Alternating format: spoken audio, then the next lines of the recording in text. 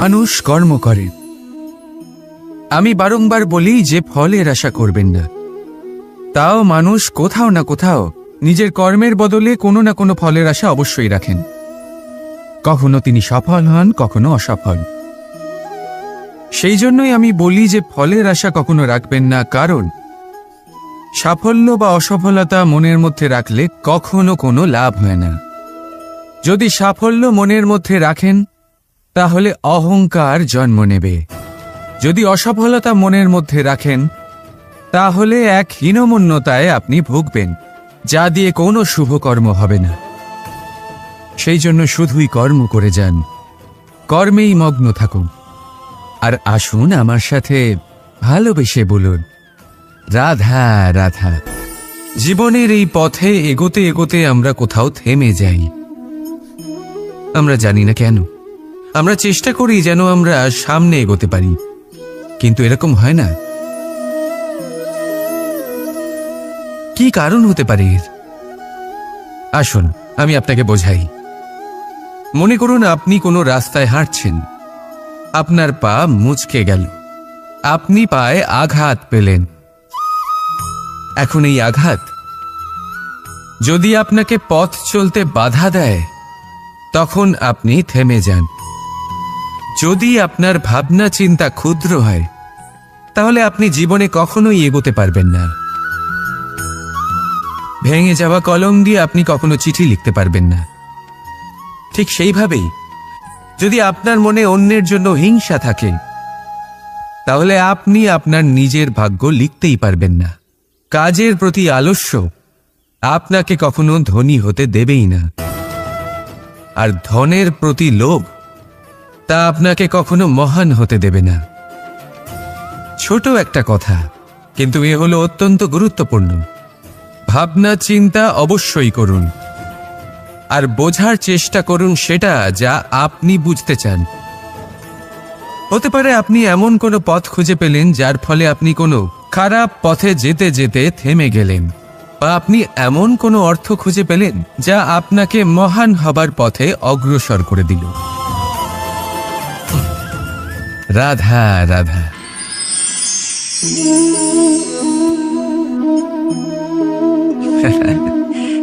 আপনি হয়তো ভাবছেন আমি কি করছিটা কি।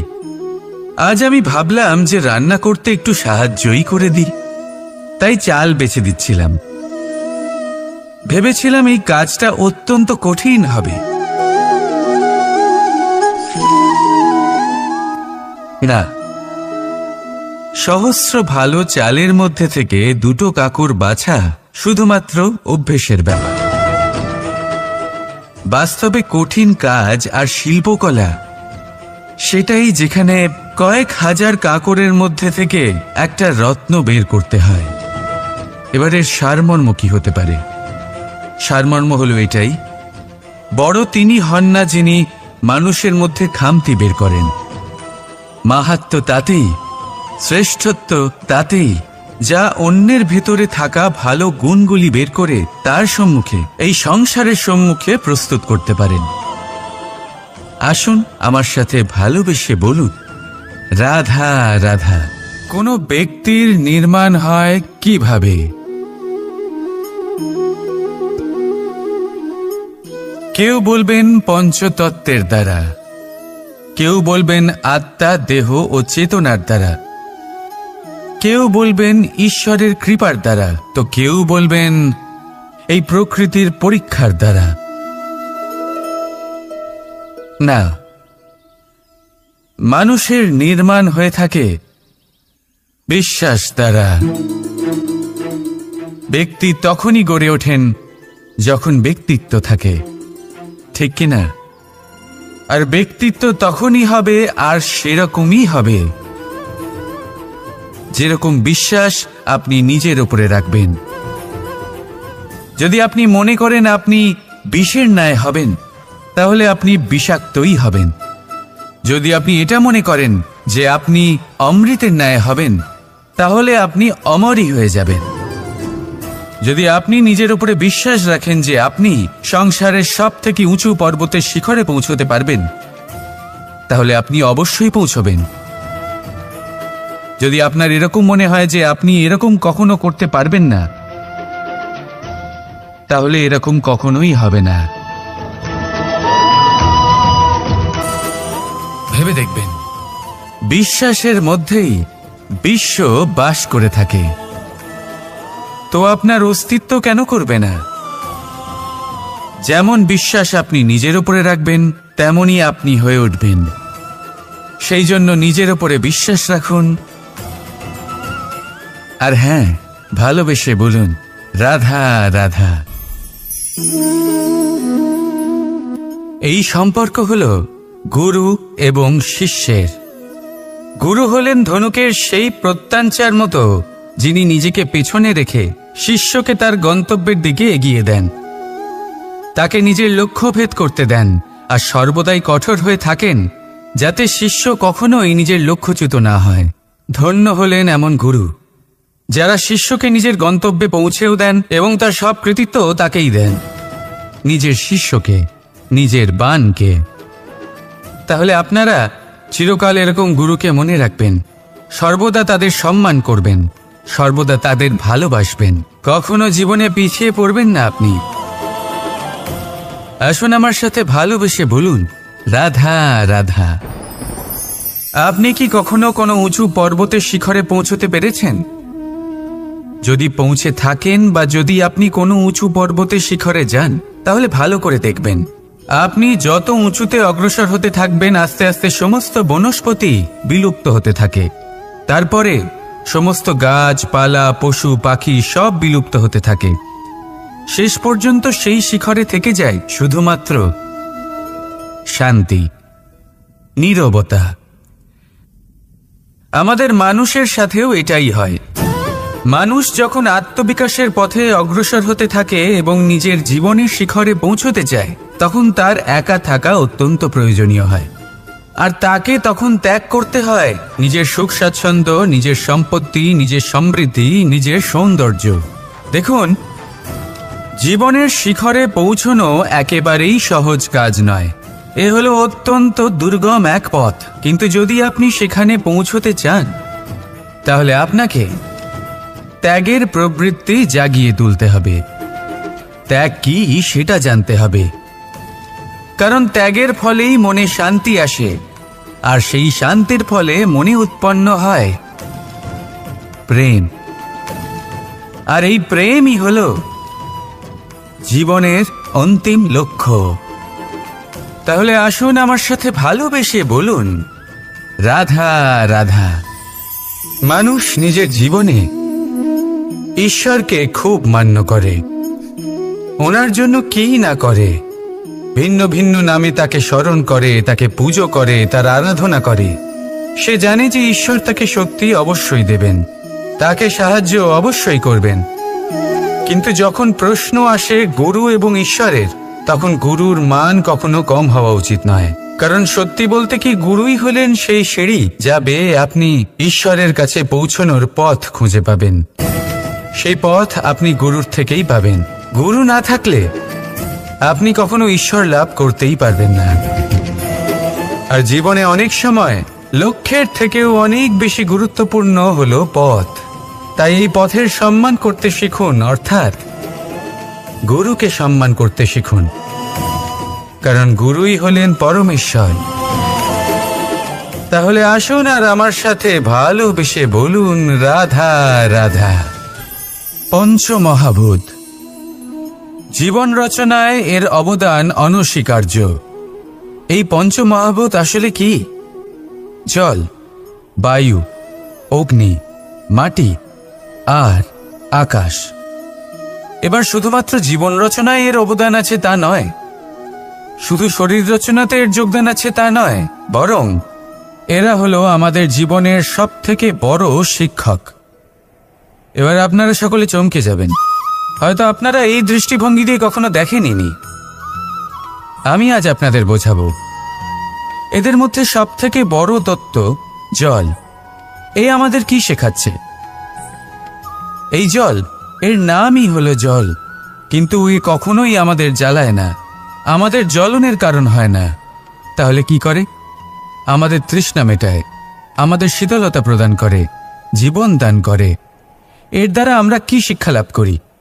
যে আপনার উৎপত্তি যেখান থেকেই হোক না কেন, আপনি যেখানেই জন্মগ্রহণ করুন না কেন, আপনার কর্ম সর্বদা শ্রেষ্ঠ হওয়া উচিত।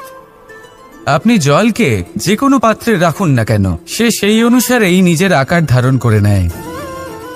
এর দ্বারা আমরা কি শিক্ষা পাই? এই শিক্ষাই পাই যে যে কোনো পরিস্থিতিতেই নিজেদের মানিয়ে নিতে হবে, নিজেকে সেরকম করে নিতে হবে। যে দেশেই থাকি না কেন, যে স্থানেই থাকি না কেন, যে পরিস্থিতিতেই থাকি না কেন, যে ব্যক্তির সাথেই থাকি না কেন, আমাদের সুখময় হয়ে জীবন অতিবাহিত করা উচিত। দেখুন, আমাদের কত বড় একটা শিক্ষা দিল এই জল, যা আমরা কোনোদিন দেখতেই পাইনি। নিজেকে জলের মতোই করে তুলুন। সুখের ধারায় স্বাচ্ছন্দ্যে প্রবাহমান হতে থাকবেন আপনি। নিজের আকারকে ভেঙে ফেলুন, নিজের সীমা লঙ্ঘন করুন। আপনি অবশ্যই একদিন মহানুভবতা অনুভব করবেন। তাহলে আসুন আর আমার সাথে ভালোবেসে বলুন, রাধা রাধা। আপনি কখনো কোনো পর্বতে চড়েছেন? কথায় আছে, যখন আমরা পর্বত আরোহণ করি, ওপরে ওঠার সময় দুর্ঘটনার সম্ভাবনা কিছুটা কমে যায়। সেখানেই যখন পর্বত থেকে নিচে নামি, তখন দুর্ঘটনার সম্ভাবনা অত্যন্ত বৃদ্ধি পায়। অর্থাৎ নামার সময় আমাদের আরও ভারসাম্য বজায় রাখতে হয়, আরও সাবধানে থাকতে হয়, অর্থাৎ বিবেককে জাগিয়ে রাখতে হয়। এবার জীবনেও সাফল্যের পর্বত আরোহণের সাথে এটাই হয়। যখন আমরা সাফল্যের পর্বত আরোহণ করতে থাকি, তখন এমনিই আমাদের লক্ষ্য আমাদের গন্তব্যের দিকে থাকে। আমরা নিরন্তর পরিশ্রম করি, চেষ্টা করতে থাকি, আমাদের মধ্যে সেই উৎসাহ থাকে, সেই সাহস থাকে। কিন্তু একটা কথা সত্যি, সমস্ত আরোহণের পরে অবরোহণ থাকে। আর এই অবরোহণই থাকে যেখানে বেশিরভাগ মানুষ নিজের ভারসাম্য বজায় রাখতে পারেন না, আর সেইখানেই ভেঙে পড়েন। তাই জীবনে যদি সাফল্যের শিখরে পৌঁছতে চান, তাহলে আপনাকে নিরন্তর প্রয়াস করতে হবে, সংঘর্ষ করতে হবে, পরিশ্রম করতে হবে, আর নিজের লক্ষ্যের দিকে একাগ্রতা কেন্দ্রীভূত করতে হবে। তাহলে আপনি নিজের লক্ষ্য অবশ্যই পাবেন। কিন্তু যখন অবরোহণের সময় আসবে, যা নিশ্চিত রূপে আসবেই, তখন আপনাকে সংঘর্ষ করতেই হবে, ধৈর্য ধরতেই হবে, সাবধানে থাকতেই হবে, ভারসাম্য বজায় রাখতেই হবে। এটা হলো অত্যন্ত আবশ্যক, কারণ পরবর্তী সাফল্যের শিখরে আপনাকে পৌঁছতেই হবে, আর তার জন্য আপনাকে সুরক্ষিতভাবে অবরোহণ করতেই হবে। ঠিক কি না? আসুন আর আমার সাথে ভালোবেসে বলুন, রাধা রাধা। যখনই কোনো ঘূর্ণিঝড় আসে, কোনো প্রলয় আসে, তখন দেখবেন তা কত বৃহৎ প্রভাব ফেলে, কত বড় বিনাশ ঘটায়, বিধ্বংস সৃষ্টি করে। যখন বন্যা আসে, তখন কত গভীর প্রভাব ফেলে, কত সর্বনাশ ঘটায়। নদীর পাড়ও ভেঙে বয়ে নিয়ে যায়। সেখানে কোনো গাছকে দেখুন, শান্তভাবে দাঁড়িয়ে থাকে, চুপ করে, আর নিজের কাজ করে, ছায়া প্রদান করে, ফল প্রদান করে, কোনো শব্দ না করেই নীরবে কর্ম করে। যদি নদীর কথা বলি, নদী যখন বয়ে চলে, খেতে জল প্রদান করে, বনস্পতিদের প্রাণ প্রদান করে, আমাদের পানীয় জল দেয়। এত মহান কাজ করে কোনো শব্দ না করে, নীরবতার সাথে। এ হলো এক শিক্ষা, যে এই সংসারে যারাই মহান কর্ম করেন, তারাই নীরব থেকে সেই কর্ম করতে থাকেন। কারণ ওনারা জানেন যে গুরুত্বপূর্ণ প্রচার নয়, বরং কর্ম। আর যারা রুদ্রের সাথে থাকেন, কোলাহল করেন, তারা শুধুমাত্র ধ্বংসই করেন। এবার আপনি মৌন থেকে শুধুমাত্র কর্ম করে মহান হতে চান, নাকি রুদ্রের সাথে থেকে বিধ্বংস ঘটাতে চান? সিদ্ধান্ত আপনারই। আসুন আর আমার সাথে ভালোবেসে বলুন, রাধা রাধা। মন্থন। আমরা সবাই এটাই জানি যে অমৃত পাওয়ার জন্য সমুদ্র মন্থন করা হয়েছিল, কিন্তু এর পিছনে যে মহান উদ্দেশ্য ছিল, তা বেশিরভাগ লোকই বোঝে না। আজ সেই মহান উদ্দেশ্য আমি আপনাদের বুঝিয়ে বলছি। আমাদের জীবনে এই অমৃত লাভ করার জন্য পথপ্রদর্শক হয় মন্থন। তারপরে আমরা করি প্রতিজ্ঞা, তারপর নিই প্রস্তুতি, যেটা দেবতারা আর অসুরেরা একসাথে করেছিলেন। তারপর আমরা করি চেষ্টা। বাসুকীর মুখ থেকে বিশ্বশ্বাস নির্গত হওয়া এটা প্রারম্ভিক বাধা হয়ে দাঁড়িয়েছিল। তবুও আমাদের লক্ষ্য দৃঢ় ছিল। যদিও সমুদ্র মন্থন থেকে হলাহল উঠে এলো, আমরা ভয় পাইনি, আমরা সেটার মোকাবিলা করলাম। ঠিক সেই পথেই যখন আমরা অনেক অমূল্য রত্ন পেলাম, নক্ষত্র পেলাম, সেটার প্রতি আকর্ষিত না হয়ে অমৃত লাভ করার পরেই আমরা শান্ত হলাম। এইভাবে যদি আপনি নিজের জীবনে প্রতিজ্ঞা, প্রস্তুতি, চেষ্টা, দৃঢ় নিশ্চয়, অটল থাকা আর আকর্ষণ থেকে বিরত থাকেন, যদি এইসব গুণ আপনার ভেতরে একত্রিত করে নেন, তাহলে আপনিও আপনার জীবনের অমৃত অবশ্যই লাভ করবেন। রাধা রাধা। চিন্তা। সবাই বলে চিন্তা করা উচিত নয়, কিন্তু চিন্তা সবাই করে। যিনি বৃদ্ধ ব্যক্তি হন, তিনি নিজের অতীতের সাথে বর্তমানের তুলনা করে চিন্তিত থাকেন।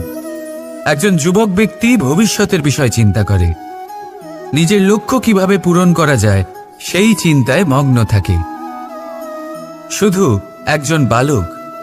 একজন বালকের না তো তার ভবিষ্যতের চিন্তা থাকে আর না অতীতের দুঃখ থাকে। আর এরকম কেন? কারণ সে শুধুমাত্র বর্তমান নিয়ে ভাবে, আর তাই সে সব থেকে বেশি সুখী।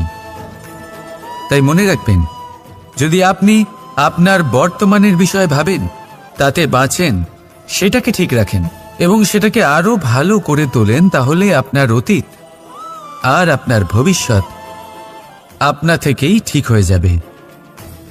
আসুন আমার সাথে ভালোবেসে বলুন, রাধা রাধা। সংসারে সব থেকে বড়, সব থেকে মহান কোন প্রাণী? এবার আপনাদের মধ্যে কেউ বলবে মানুষ, কেউ বলবে সিংহ, আর কেউ বলবে হস্তি। কিন্তু না, সংসারে সবচেয়ে মহান প্রাণী হলো বৃক্ষ। সেই বৃক্ষ যা আমাদের আহার করতে ফল দেয়, বাঁচার জন্য প্রাণ বায়ু দেয়, গরমে শীতল ছায়া দেয়, আর শুকিয়ে যাওয়ার পরও আমাদের জ্বালানোর জন্য কাঠ দিয়ে যায়। এবার আপনারা হয়তো ভাবছেন, আমি হঠাৎ বৃক্ষের গুণগান কেন গেয়ে চলেছি? আমার বলার উদ্দেশ্য ওই বৃক্ষের অনেক গভীরে, সেই বীজকে নিয়ে, যা আপনাকে না ফল দেয়, না ছায়া, আর না কাঠ। শুধু ভিজে মাটির নিচে সে লড়াই করতে থাকে, অঙ্কুরিত হয় মাটির নিচে একটি বৃক্ষকে আকার দেওয়ার জন্য। প্রদীপ কি? সাধারণ একটা মাটির পাত্র, কিন্তু জলবায়ু নিয়ে সে যখন জ্বলে, সমস্ত সংসারকে সে পথ দেখাতে থাকে।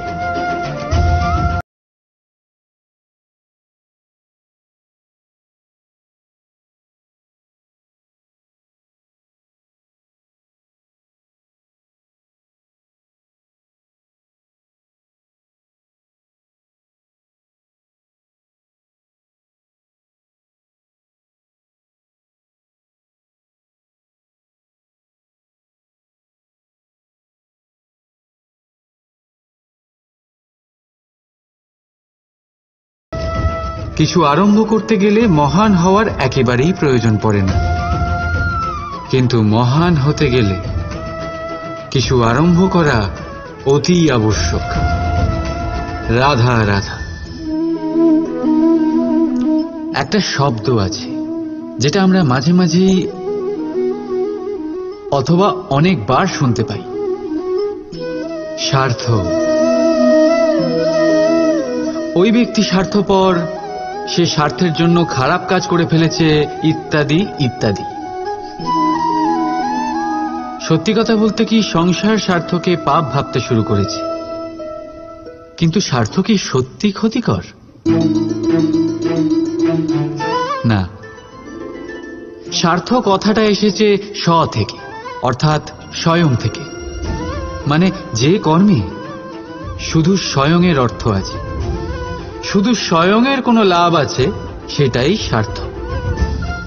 এবার প্রশ্ন এটাই হলো যে আপনার স্বটা কি। যদি আপনার স্বতে কেবল আপনি থাকেন তাহলে আপনি অবশ্যই স্বার্থপর।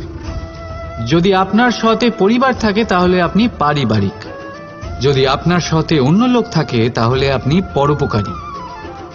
আর যদি আপনার স্বতে এই সংসার থাকে তাহলে আপনি পরমার্থী। তাহলে নিজের স্বার্থ থেকে দূরে যাবেন না, সেটার বিস্তার করুন।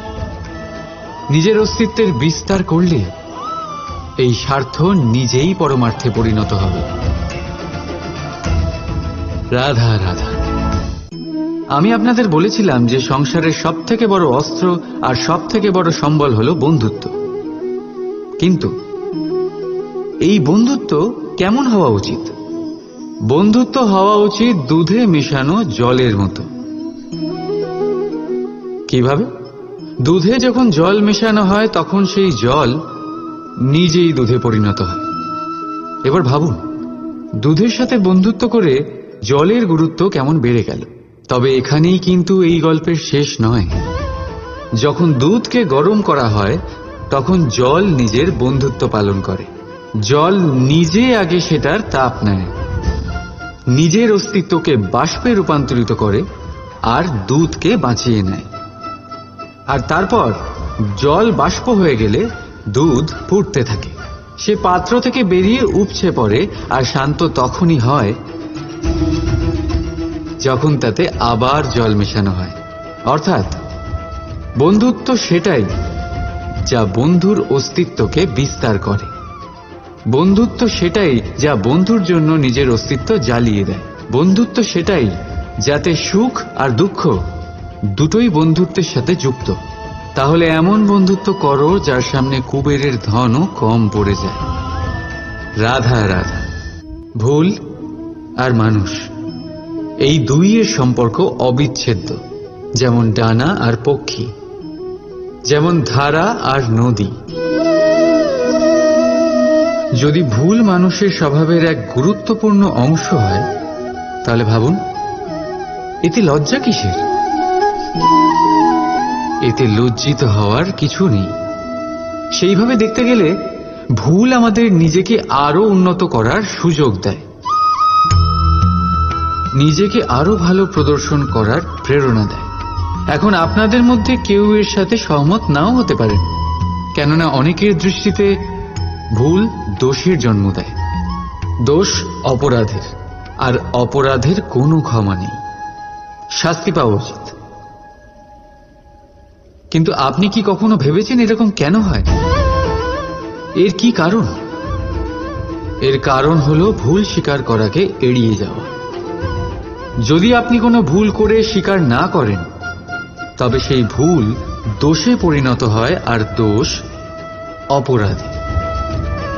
তবে মনে রাখবেন, নিজের ভুল স্বীকার করা সেই ভুল সংশোধন করার পথে প্রথম পদক্ষেপ হয়ে দাঁড়ায়। আর সর্বদা মনে রাখবেন, অপরাধ হলো সেটাই সময় মতো নিজের ভুল স্বীকার না করা। রাধা রাধা। ধর্মরথের 4টি অশ্ব চালানোর জন্য যিনি সারথি হবেন তার যে 4টি গুণ থাকা প্রয়োজন, সেই সমস্ত গুণ অর্জুনের মধ্যে উপস্থিত রয়েছে। কর্মের শক্তি রয়েছে, ধর্মের প্রতি আসক্তি রয়েছে, জ্ঞানের অভিব্যক্তি রয়েছে এবং সমর্পণের ভক্তি রয়েছে। নিশ্চিত রূপে ধর্মরথে সারথি হবার জন্য অর্জুনই সব থেকে যোগ্য। আর ও শুধুমাত্র দ্রৌপদীর স্বামীই হবে না, ইতিহাসে কুরুবংশের রাজকুমার বা ইন্দ্রপুত্রের নামেই শুধু পরিচিত হবে না, বরং অর্জুনই স্বয়ং ইতিহাস রচনা করবে। অর্জুনই হবে কৃষ্ণ সারথি। যত্র যোগেশ্বর কৃষ্ণ তত্র পার্থ ধনুর্ধর। তাহলে আসুন আর আমার সাথে ভালোবেসে বলুন, রাধা রাধা।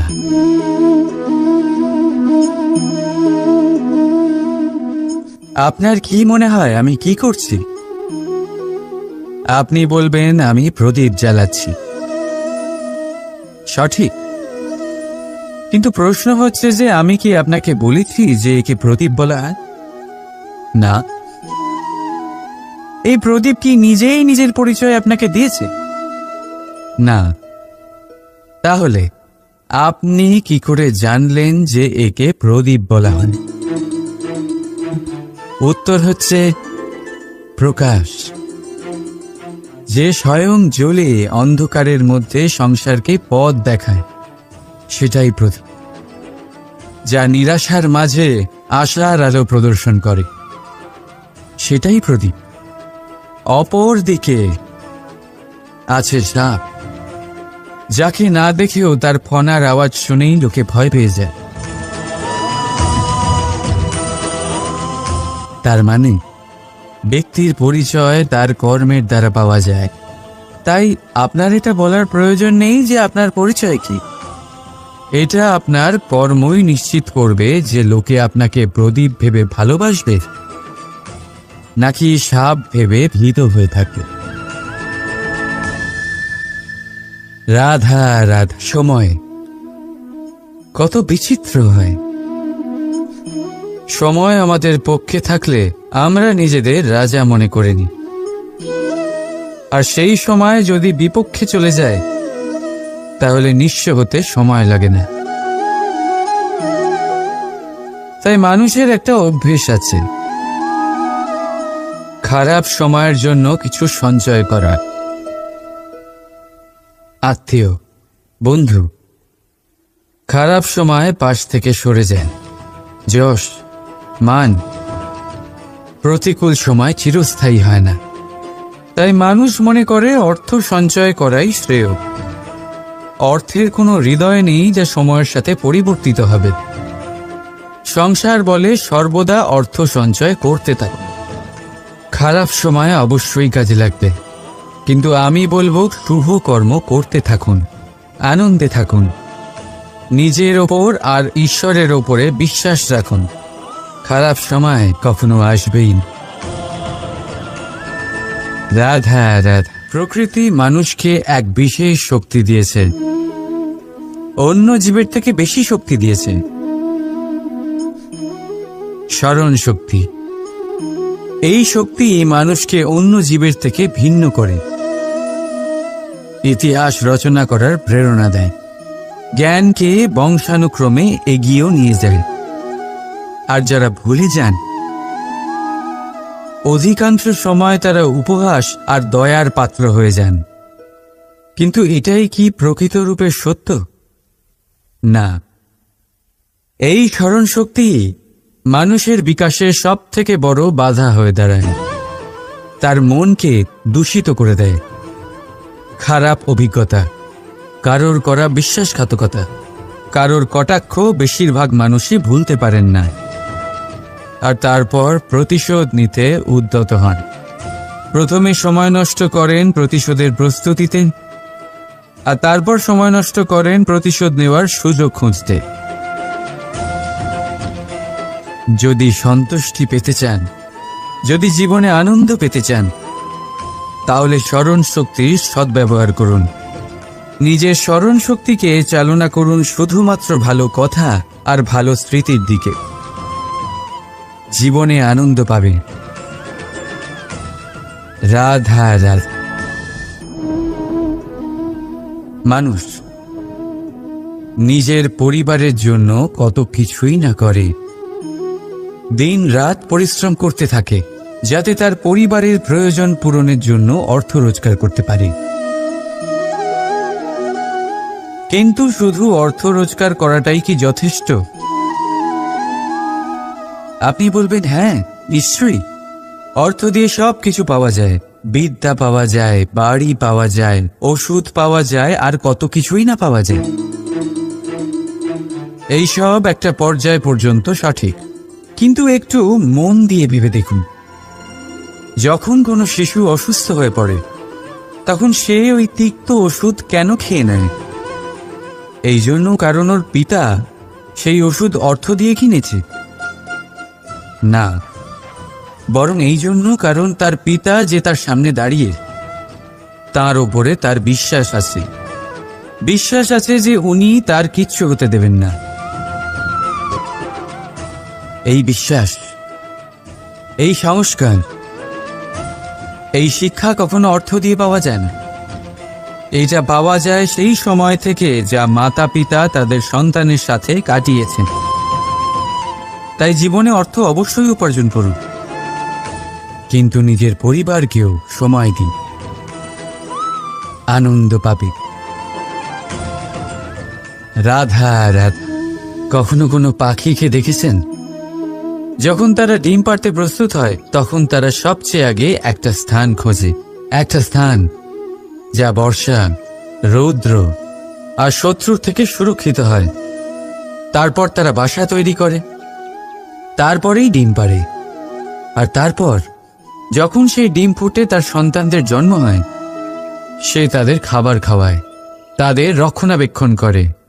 কিন্তু যখন তাদের ডানা গজায় তখন না সে তাদের খাবার দেয় আর না তাদের বাসা বানাতে শেখায়। শুধুমাত্র তাদের উড়তে শেখায় সে।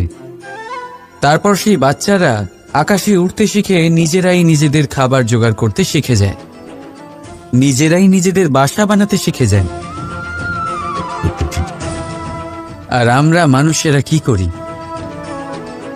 আমাদের সন্তান বড় হয়ে যাওয়া সত্ত্বেও তাদের নিয়ে সর্বদা দুশ্চিন্তা করি। তার জন্য আমরা গৃহ নির্মাণের চেষ্টা করি। নিজের সন্তানকে আরো শক্তিশালী করে গড়ে তোলার বদলে তাকে আমরা দুর্বল করে দিই। জীবনে সেটাই করুন যা একটা পাখি করে। নিজের সন্তানকে আকাশে ওড়ার শিক্ষা দিন, সংস্কার দিন, আর একটা নির্দিষ্ট সময়ের পরে তাকে নিজের আকাশ নির্ধারণ করতে মুক্ত করে দিন।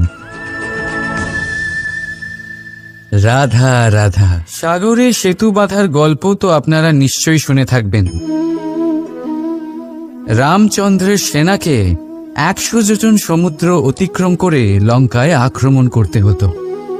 সেতুকার নল আর নীল সেতু বাঁধার উপায় বের করল,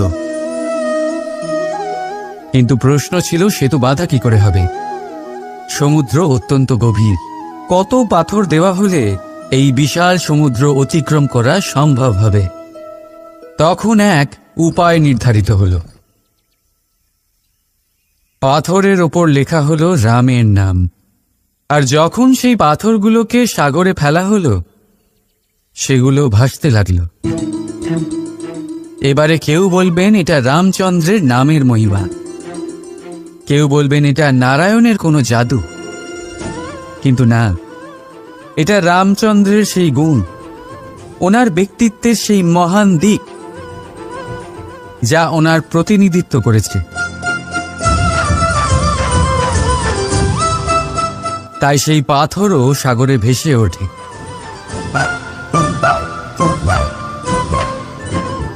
ঠিক সেইভাবেই যেখানে আমরা থাকি না, সেখানে আমাদের গুণ আমাদের প্রতিনিধিত্ব করে।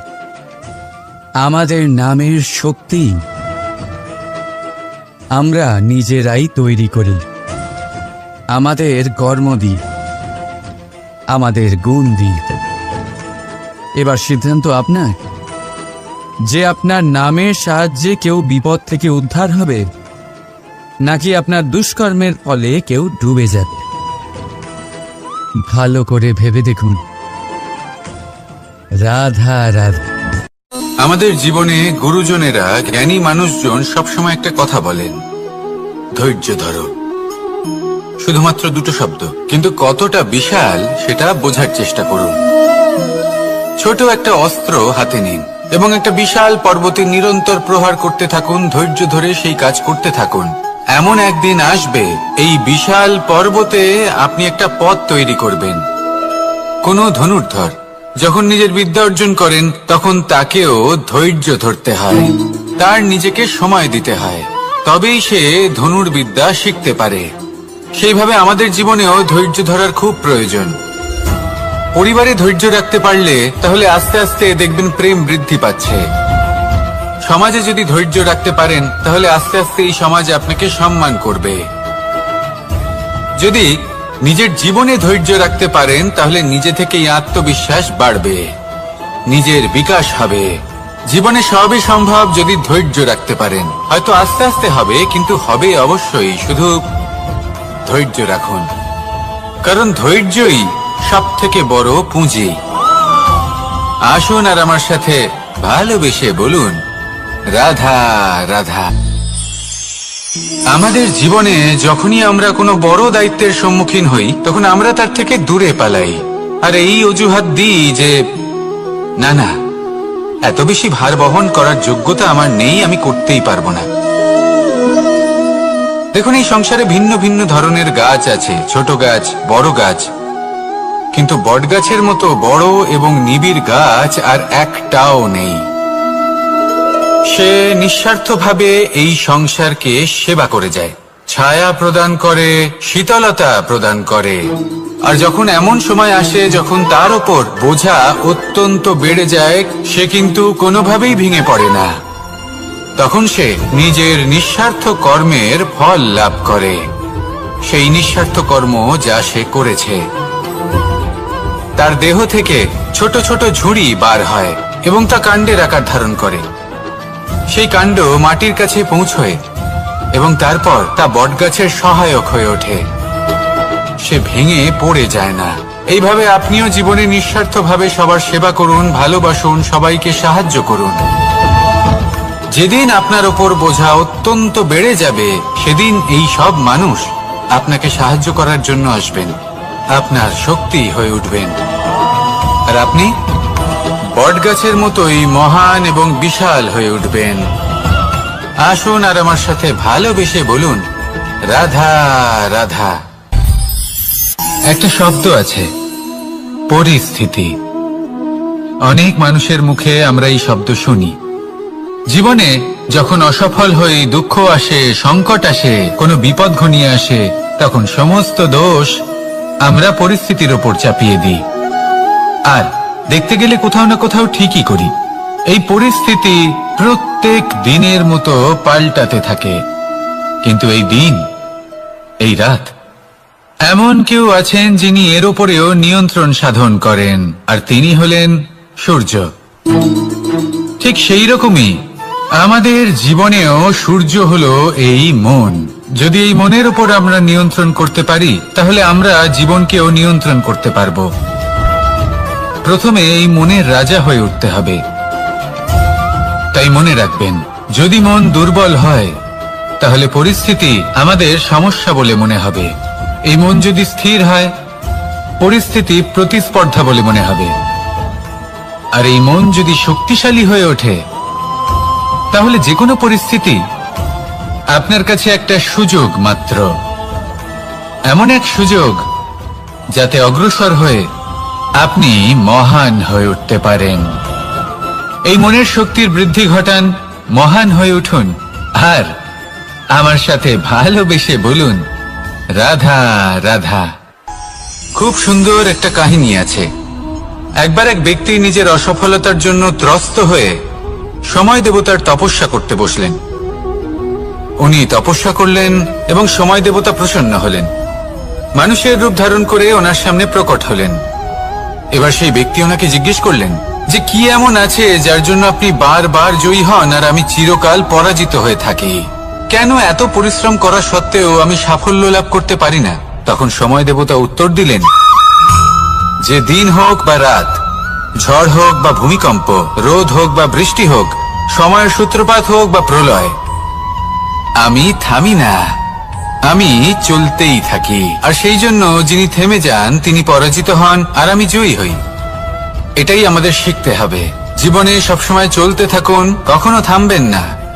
হ্যাঁ, কিছুক্ষণের জন্য বিরতি নিতে পারেন, বিশ্রাম করার জন্য, নিজেকে আরো সশক্ত করে তোলার জন্য, কিন্তু থেমে যাবেন না। নিরন্তর কর্ম করতে থাকুন, পরিশ্রম করতে থাকুন, তবেই এই সংসার আপনাকে মনে রাখবে। আসুন আমার সাথে ভালোবেসে বলুন, রাধা রাধা। আমাদের জীবনে 7 ধরনের সুখ আছে, আর সেগুলো লাভ করার জন্য আমরা অত্যন্ত প্রচেষ্টা করি।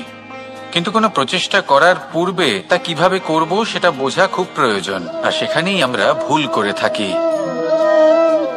যে কাজটা আমাদের পরে করা উচিত সেটাই আমরা আগে করে বসি। আপনাকে স্পষ্ট করে বোঝাই, প্রত্যেক সুখের সাথে দুটি ক্রিয়া জড়িত থাকে। এবার যখন আমরা ধনের কথা বলি তখনও দুটি ক্রিয়া জুড়ে থাকে। প্রথম ক্রিয়া হলো ধন অর্জন করা, দ্বিতীয় ক্রিয়া হলো ধনের ব্যবহার করা। আর জীবনে ধনের ব্যবহার করার পূর্বে ধন কিভাবে অর্জন করতে হয় তা শেখা অত্যন্ত প্রয়োজনীয়। আমরা মন্দিরে যাই, ভগবানের আরাধনা করি, তার জন্য পুজো করি, ওনাকে প্রসন্ন করতে চাই, কিন্তু তার আগে ভগবানের ওপর আস্থা রাখা প্রয়োজনীয়। যদি আপনার অটল বিশ্বাস থাকে তবেই আপনি প্রকৃত ভক্ত হয়ে উঠতে পারবেন। এবার যদি আপনি বক্তা হয়ে থাকেন, শ্রেষ্ঠ বক্তা হতে চান, এই সংসারের সামনে নিজের বক্তব্য রাখতে চান, তাহলে কথা বলার পূর্বে কথা শুনতে শিখুন। তবেই আপনি একজন শ্রেষ্ঠ বক্তা হয়ে উঠতে পারবেন। জীবনে সম্পর্ক স্থাপন করার আগে সম্পর্ক বজায় রাখতে শিখুন, তবেই আপনি একজন প্রকৃত সাথী হয়ে উঠবেন। জীবনে পরাজয় মানার পূর্বে বিজয়ী হওয়ার চেষ্টা কিভাবে করতে হয় সেটা শিখুন, তবেই আপনি একজন নিপুণ ব্যক্তি হয়ে উঠবেন। অন্তিম এবং সবথেকে গুরুত্বপূর্ণ কথা, জীবনে ভালোবাসা লাভ করার পূর্বে ভালোবাসা প্রদান করতে শিখুন, তবেই আপনি একজন প্রকৃত প্রেমী হয়ে উঠবেন। আসুন আমার সাথে ভালোবেসে বলুন, রাধা রাধা।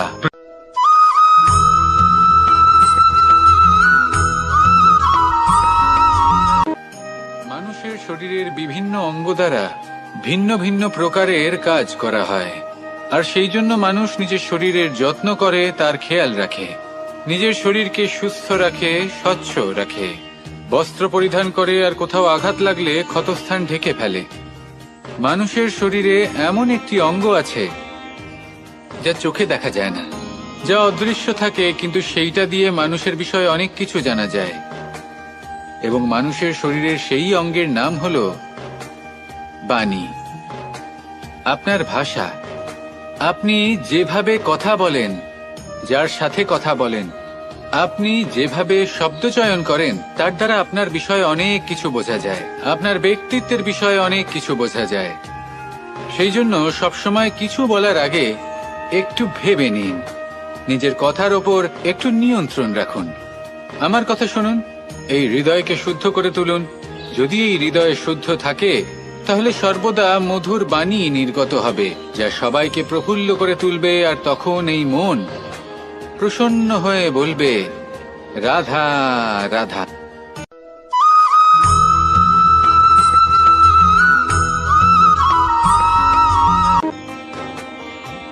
কেউ আমাকে মাখন চোর বলেন, কেউ বা আমাকে মুরলী মনোহর বলেন, কেউ আমাকে যুদ্ধ বিমুখ বলেন, কেউ বা আমাকে সুদর্শনধারী বলেন, কিন্তু আমি আসলে কে?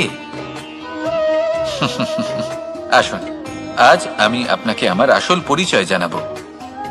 বাড়িতে সুস্বাদু মাখন থাকা সত্ত্বেও গোপীদের কাছে সুমধুর ভালোবাসাপূর্ণ বকুনি খাওয়া যে ভালোবাসে, সেই হলো কৃষ্ণ। আঙুলে সুদর্শন চক্র থাকা সত্ত্বেও যে রথের লাগাম ধরে থাকবে সেই সিদ্ধান্ত নিয়েছে, সেই হলো কৃষ্ণ। দ্বারকার মতো অনন্য রাজমহল থাকা সত্ত্বেও সুদামার মতো সখা যার অত্যন্ত প্রিয়, সেই হলো কৃষ্ণ। যদি আপনার মনে প্রেম থাকে, আপনি প্রেম বিতরণ করেন, সবাইকে ভালোবাসেন, এবং ভালোবাসা রক্ষার খাতিরে শস্ত্র হাতে নিতেও আপনি সক্ষম থাকেন, তাহলে আপনি হলেন কৃষ্ণ। আসুন আমার সাথে ভালোবেসে বলুন, রাধা রাধা।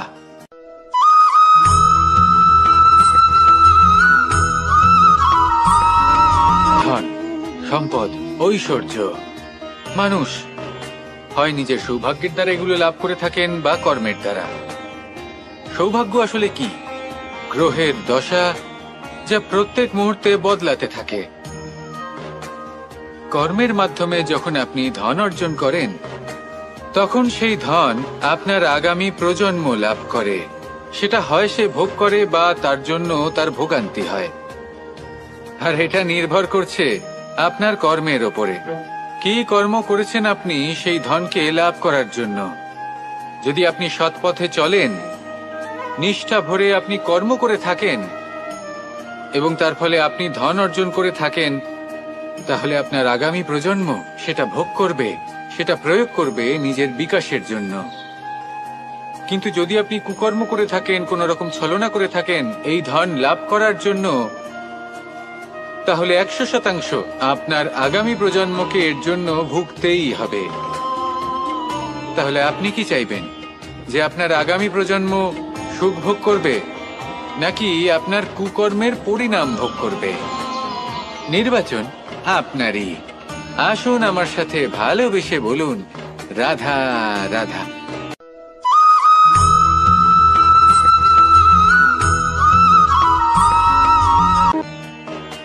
এমন অনেক মানুষ আছেন যারা আমাকে ভগবানের পরিভাষা জানতে চান, যে ভগবান আসলে কি, তিনি কেমন। এবার দেখুন, ভগবান হোক বা আপনার স্বপ্ন হোক বা আপনার লক্ষ্য হোক না কেন, সেই লক্ষ্য তখনই পূর্ণ হয়, তখনই তাকে লাভ করা সম্ভব যখন আপনার দৃষ্টিভঙ্গি মঙ্গলময় হয়, যখন আপনি নিজে মনে করবেন যে আমি যেটা পেতে চাইছি তা শুভ। উদাহরণস্বরূপ, কোনো পাখিকে দেখুন, সে গাছের ডালে বসে এবং সেখানেই বিশ্রাম করে, কিন্তু পড়ে না। কেন? কারণ ওর বিশ্বাস যে যে শাখার উপরে ও বসে আছে সেটাই হলো ওর বাসস্থান। যদি আপনি বিশ্বাস করেন তাহলে আপনি পাথরের মধ্যেও ভগবান দর্শন করতে পারবেন, আর যদি বিশ্বাস না থাকে তাহলে যদি ভগবান সামনে দাঁড়িয়েও থাকে তবেও আপনার বিশ্বাস হবে না। তাই বিশ্বাস করতে শিখুন। এই বিশ্বাসের আধারেই আপনি সেই সব কিছু পাবেন যা আপনি পেতে চাইছেন। আসুন আমার সাথে ভালোবেসে বলুন, রাধা রাধা।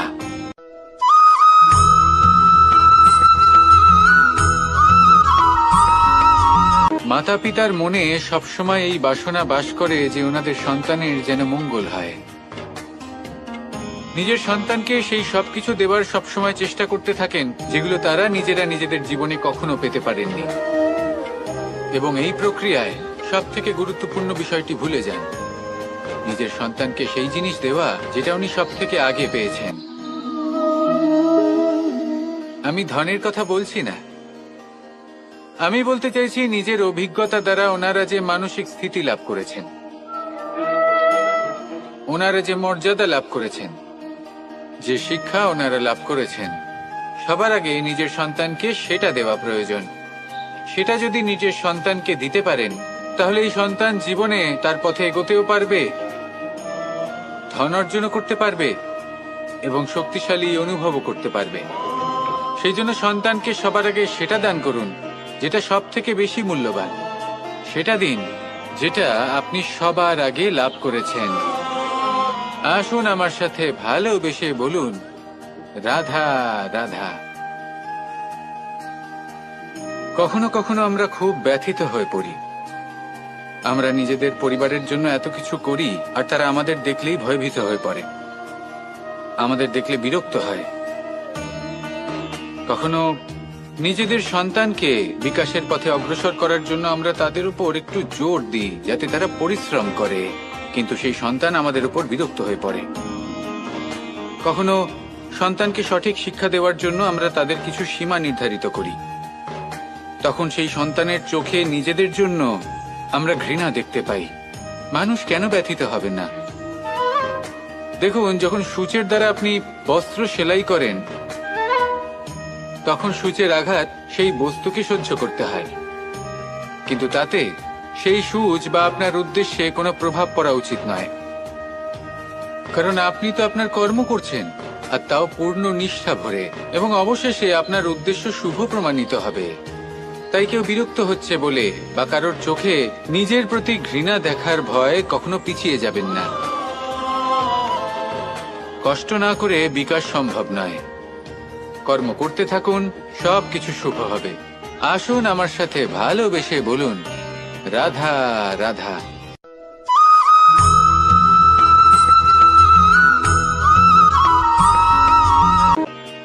জল হলো জীবনের আধার। যদি জল না থাকে এই সংসারের জীবনের কোনো অস্তিত্ব নেই। এই জল হলো শুদ্ধ, পবিত্র। কিন্তু যখন এই জল পরিবেশের সংস্পর্শে আসে তখন ধুলো, ময়লা, কাদা এবং অন্যান্য বস্তু দ্বারা এই জল পূর্ণরূপে দূষিত হয়ে যায়। এবার যদি এই জলের শুদ্ধিকরণ করতে হয়, তাহলে আমরা এই জলকে অস্থির হতে দিই না, তাকে স্থিরভাবে রেখে দিই। আর সেটা করলে সেই জল নিজে থেকেই সকল অশুদ্ধি ত্যাগ করে দেয়, নিজে থেকেই নিজেকে শুদ্ধ করে তোলে। এটা কিন্তু আমাদের মনের সাথেও হয়ে থাকে। এই সংসারে এত সমস্যার সম্মুখীন হয়েও কোথাও না কোথাও আমাদের এই মন মলিন হয়ে যায়, এতে নেতিবাচক ভাব জাগ্রত হয়। সেই মুহূর্তে আপনি কোনোভাবে রাগ করবেন না, মন খারাপ করবেন না, তাড়াতাড়ি কোনো সিদ্ধান্ত নেবেন না, কোনো প্রতিক্রিয়া দেবেন না। শুধু নিজের এই মনকে শান্ত করে রাখবেন, শান্ত মনে দিন যাপন করবেন। যদি এটা করেন, তাহলে আপনি নিজে থেকেই বুঝতে পারবেন যে কি কি অশুভ ভাব আপনার মধ্যে জাগ্রত হয়েছে আর কি কি শুভ চেতনা আপনাকে জাগ্রত করতে হবে। আপনি নিজে থেকেই এমন পথ খুঁজে পাবেন যার দ্বারা এই অশুদ্ধি আপনি ত্যাগ করতে পারবেন। আসুন আমার সাথে ভালোবেসে বলুন, রাধা রাধা।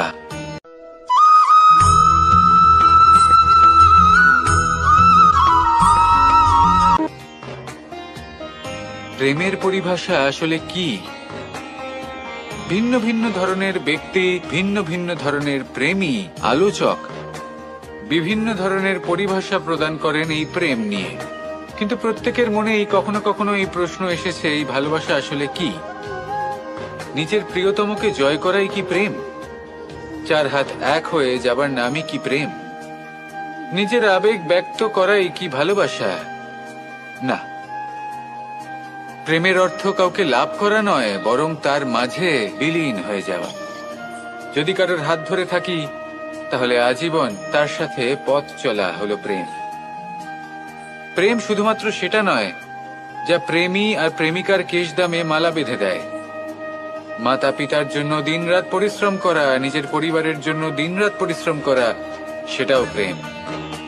নিজের বন্ধুদের জন্য, আপনজনের জন্য সবকিছু উজাড় করে দেওয়ার নাম হলো ভালোবাসা। নিজের মাতৃভূমির জন্য সাহসের সাথে লড়াই করা এবং আনন্দে নিজের জীবন ত্যাগ করে দেওয়াও কিন্তু প্রেমের নামান্তর। সেই জন্য যারা বুদ্ধিমান ব্যক্তি, তারা কখনো প্রেমের পরিভাষা খুঁজতে চান না, কারণ তারা জানেন যে এই প্রেম কতটা বিশাল। তারা জানেন যে এই প্রেম হলো এক বিশাল সাগর, যাকে নিজের মুঠোয় ধরে রাখা যায় না। সেই জন্য এই প্রেমের সাগরে ডুবে যান এবং সকলকে ভালোবাসতে শিখুন। যদি সবাইকে ভালোবাসতে পারেন, তাহলে তাদেরও কল্যাণ হবে যারা আপনাকে ভালোবাসে, এবং সকলকে ভালোবাসতে শিখুন। যদি সবাইকে ভালোবাসতে পারেন, তাহলে তাদেরও কল্যাণ হবে যারা আপনাকে ভালোবাসে, তাদেরও কল্যাণ হবে যাদেরকে আপনি ভালোবাসেন, আর আপনারও কল্যাণ হবে। আর তখন এই মন ভালোবেসে বলবে, রাধা রাধা।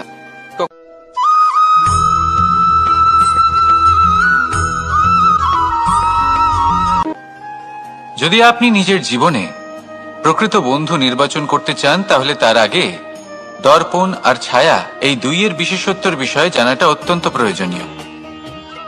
দর্পণ কি করে থাকে? যখনই আপনি দর্পণের দিকে তাকাবেন, ও শুধুমাত্র আপনাকে সত্যের সাথে অবগত করাবে, ও আপনাকে কখনো মিথ্যে বলবে না।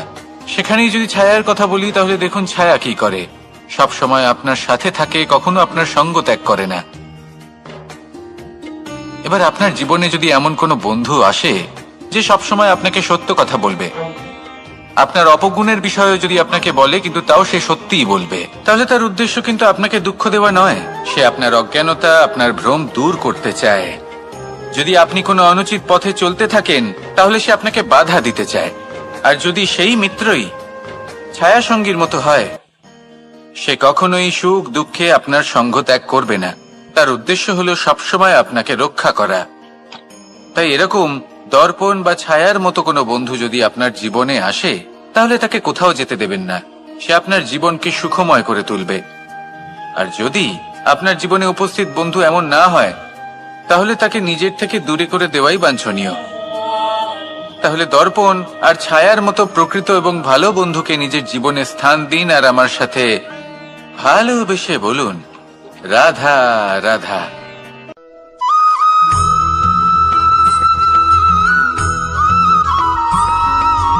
জন্যই প্রশ্ন আসতে পারে যে ইমারত কেন নির্মাণ করা হয়, কেন উৎসব পালন করা হয়, কেন মানুষ নিজেদের জন্মদিন পালন করেন, কেন দোল, বিজয়া দশমী, রাখি, দীপাবলির মতো উৎসব পালন করা হয়। যদি এগুলো পালন না করা হয় তাতে কি যায় আসে? যদি এই দোল উৎসব পালন না করা হয় তাহলে কি এই সংসার ভুলে যাবে যে নারায়ণের প্রতি ভক্তির কারণে ভক্ত প্রহ্লাদকে অগ্নি স্পর্শও করতে পারেনি? যদি বিজয়া দশমী পালন না করা হয় তাহলে কি এই সংসার ভুলে যাবে যে এই দিনে শ্রীরাম রাবণকে বধ করেছিলেন? যদি আমরা দীপাবলির এই উৎসব পালন না করি তাহলে কি এই সংসার এটা ভুলে যাবে যে অযোধ্যাতে অমাবস্যার এমন এক রাত এসেছিল যে রাত্রে অযোধ্যা পূর্ণিমার থেকে বেশি উজ্জ্বল হয়ে উঠেছিল? যদি এই রাখি উৎসব পালন না করা হয় তাহলে কি এই সংসারের ভাই এবং বোনেরা একে অপরের প্রতি ভালোবাসা কি সেটা ভুলে যাবেন? বিষয়টা ভুলে যাওয়ার নয়, বিষয়টা হলো মনে রাখা। যখন জীবনে আমরা কোনো একটা স্থানে পৌঁছই, উপলব্ধিগুলোর উৎসব পালন করি, যাতে সেই মুহূর্তে আমরা সকলের মধ্যে আনন্দ ছড়াই এবং মানুষ সেই মুহূর্তটা মনে রাখেন। এই স্মৃতিগুলোই মানুষের মধ্যে বিশ্বাসের জন্ম দেয়। এই বিশ্বাস যে আগামী যেদিন আসছে তাতে আরো আনন্দের সম্ভাবনা রয়েছে। ভালোবাসার এই উৎসব, ভালোবাসার এই পার্বণ, এটা মানুষের মনে বিশ্বাসের জন্ম দেয় যে প্রত্যেক যুগে কেউ না কেউ এসেছে এবং পরবর্তীতেও আসবে। তাহলে আসুন আমরা ডুবে যাই আমার লীলার এই প্রেম যাত্রায় এবং ভালোবাসার এমন একটা উৎসব পালন করা যাক যা এই সংসার যুগ যুগ পর্যন্ত মনে রাখবে। তাহলে আসুন আর আমার সাথে ভালোবেসে বলুন, রাধা রাধা।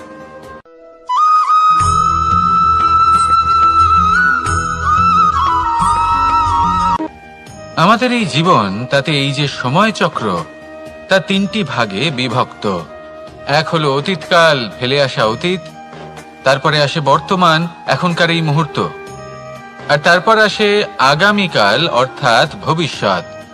এবার এখানে সবথেকে গুরুত্বপূর্ণ হলো অতীতকাল, ভবিষ্যৎকাল, ফেলে আসা অতীত এবং আগামী সময়। কেন? কারণ এই দুইয়ের উপর নির্ভর করছে যে আপনি বর্তমানে কি করতে চলেছেন। শুধু প্রয়োজন হলো সঠিক দৃষ্টিভঙ্গির। অতীতকালকে যদি আপনি একটি দৃষ্টিভঙ্গি থেকে দেখেন তাহলে অতীতকালে আপনি দুঃখও দেখতে পাবেন, যন্ত্রণাও দেখতে পাবেন। অন্য কোনো দৃষ্টিভঙ্গি থেকে দেখলে আপনি অতীতকাল থেকে শিক্ষাও লাভ করবেন। এবার এই শিক্ষা অনুসারেই বর্তমানে কর্ম করা উচিত। এবং যদি ভবিষ্যতের কথা বলি তাহলে বলবো, ভবিষ্যতের কথা ভেবে আপনি আজ অবশ্যই চিন্তিত হতে পারেন। অন্য একটি দৃষ্টিভঙ্গি থেকে দেখলে এই ভবিষ্যতেই আপনি একটি লক্ষ্য, একটি উদ্দেশ্য দেখতে পাবেন যে আপনি কি করতে চান, কি লাভ করতে চান। এবার সেই অনুসারে বর্তমানে কর্ম করা উচিত, ভবিষ্যৎ এবং অতীতকাল অনুসারে। এভাবেই যদি জীবনে কর্ম করতে থাকেন, আপনার এই বর্তমানের দিনগুলো আপনি একটু নতুন ভাবে বাঁচতে পারবেন। এভাবেই যদি জীবনে এগোতে থাকেন তাহলে আপনার জীবনে আনন্দের উদ্ভব হতে কেউ বাধা দিতে পারবে না। আসুন আমার সাথে ভালোবেসে বলুন, রাধা রাধা।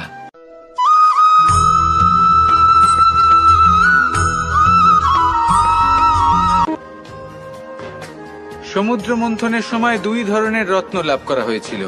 প্রথম হলাহল, যার প্রভাব থেকে এই সমস্ত সংসারের জীবের প্রাণ বাঁচানোর জন্য মহাদেব তাকে নিজের কণ্ঠে ধারণ করে নিয়েছিলেন।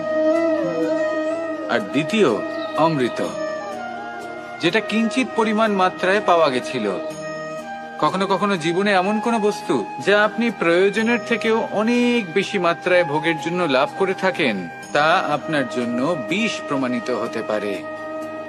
যেমন জল, প্রয়োজনের থেকে অনেক বেশি মাত্রায় যদি এই জল আসে তাহলে আপনার প্রাণ কাটতে পারে।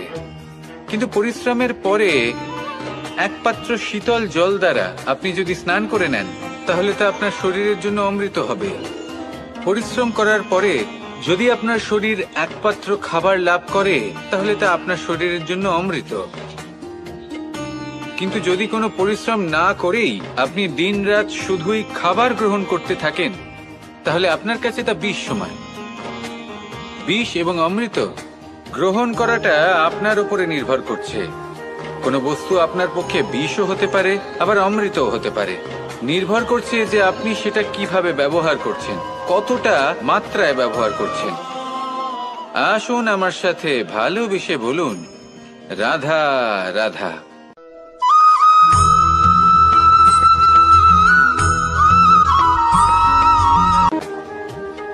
সুখ, দুঃখ, মৃত্যু, মহামারী, এগুলো কখনো বলে আসে না, আবার জিজ্ঞাসা করেও আসে না। এমনই হয় দ্রুত ক্রীড়ার এই খেলায়। এক কারাগারের মতো, একটা মাকড়সার জালের মতো। যেমন একটা মাকড়সার জাল একটা পোকাকে নিজের দিকে আসতে আকর্ষিত করে নিজের চমকের দ্বারা, নিজের গঠন দ্বারা, সেরকমই দ্রুত ক্রীড়ার এই খেলা মানুষকে নিজের দিকে আসতে প্ররোচিত করে। শেষে গিয়ে মানুষ আটকা পড়ে। পার্থক্য শুধু এটাই, যখন এক পোকা এই জালে জড়িয়ে পড়ে তখন সে তার প্রাণ হারায়। মানুষ যখন এই দ্রুত ক্রীড়ায় আকর্ষিত হয়, সে নিজের মান, নিজের ধন সবকিছু হারায়, নিজের বিবেক হারিয়ে ফেলে। কিন্তু আপনি আপনার বিবেক কখনোই হারাবেন না। যদি আপনার মনে লোভ চলে আসে, আপনি লোভী হয়ে ওঠেন। যদি আপনি দ্রুত ক্রীড়ার এই খেলায় আটকা পড়েন, তাহলে মনে রাখবেন, এই খেলা থেকে ফিরে আসা প্রায় অসম্ভবই বলা যায়। নিজের বিবেক কখনো হারাতে দেবেন না, কারণ বিনাশ আসার প্রথম লক্ষণ হলো বিবেকের বোধ চলে যাওয়া। এই প্ররোচনায় কখনো পা দেবেন না। আর আমার সাথে ভালোবেসে বলুন, রাধা রাধা।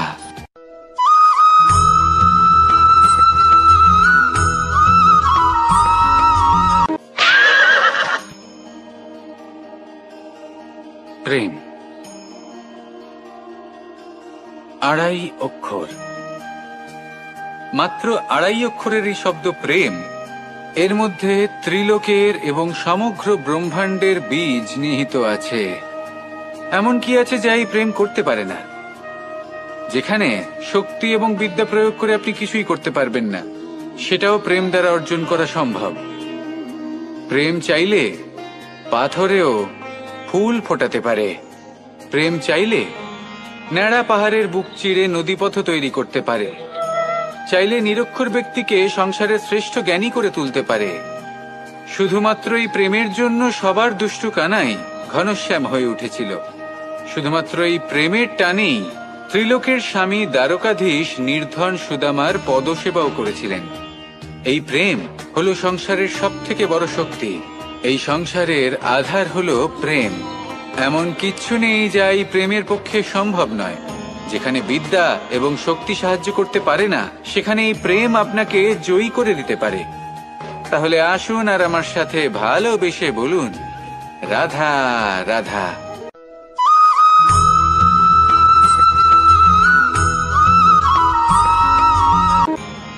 বরদান এবং অভিশাপ, এই দুই হলো একই মুদ্রার দুটি পিঠ। এই বরদান আমরা অনেক কারণে পেতে পারি। কখনো নিজের পরিশ্রমের কারণে, কখনো নিজের তপস্যার কারণে, কখনো আমাদের পূর্বপুরুষদের কর্ম ও তপস্যার কারণে। কিন্তু এই বরদান কতক্ষণ বরদান থাকবে তা আমরা নিশ্চিত করতে পারি না। তা সুনিশ্চিত করে শুধুমাত্র আমাদের কর্ম। যদি আপনাকে উদাহরণ দিই, আপনি রেশমের কীট দেখেছেন? ও বরদান পেয়েছে যে ও নিজের সুরক্ষার জন্য খোলস বানাতে পারে। এবারও তাতে এত মত্ত হয়ে যায় যে এমন এক আবরণ বানিয়ে ফেলে যাতে সে নিজেই আবদ্ধ হয়ে চাপা পড়ে মরে যায়। এটার তাৎপর্য কি? তাৎপর্য খুবই সরল। গর্ব করা খুবই ভালো, কিন্তু অহংকার করা কখনোই উচিত নয়। যদি অহংকার মনের মধ্যে প্রবেশ করে, তাহলে এই বরদান অভিশাপে পরিণত হতে সময় লাগে না। আর যদি কর্মশ্রেষ্ঠ হয়, তাহলে অভিশাপ বরদানে পরিণত হয়। তাহলে আসুন শ্রেষ্ঠ কর্ম করুন আর আমার সাথে ভালোবেসে বলুন, রাধা রাধা।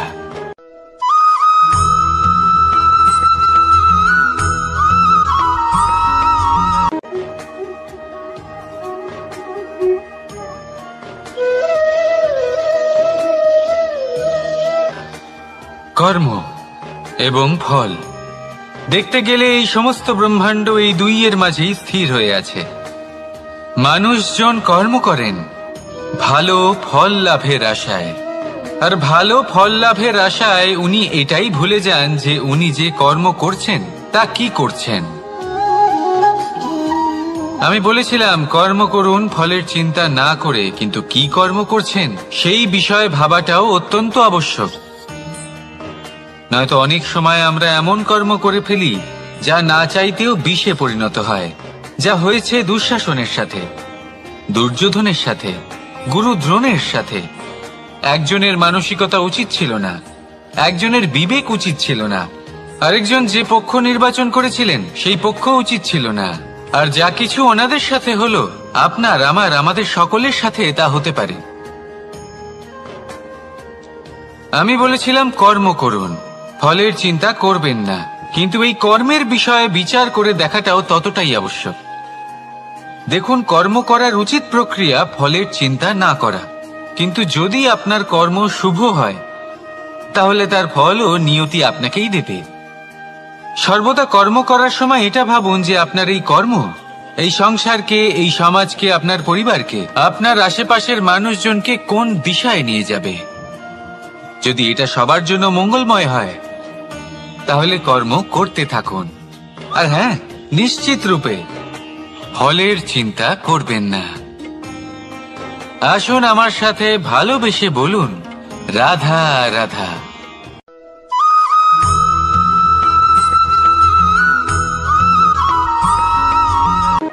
শব্দই হলো শূন্য, শব্দই হলো আরম্ভ, শব্দই হলো অন্ত, শব্দই হলো অমর, শব্দই হলো ব্রহ্ম। এই শব্দ হলো অত্যন্ত বিশেষ। কেউ কাঁদলে তাকে হাসিয়ে তোলে, কেউ হাসলে তাকে কাঁদিয়ে দেয়।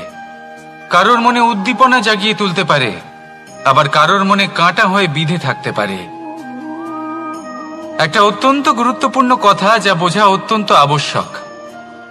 আপনার মন, আপনার হৃদয়ে যতই শুদ্ধ হোক না কেন, যতই পবিত্র হোক না কেন, আপনার দৃষ্টিভঙ্গি যতই স্পষ্ট হোক না কেন, যদি আপনার কথা পবিত্র না হয়, যদি আপনার শব্দ শুদ্ধ না হয়, তাহলে তা আপনাকে আপনার কর্মফল ভোগ করতে বাধ্য করবেই।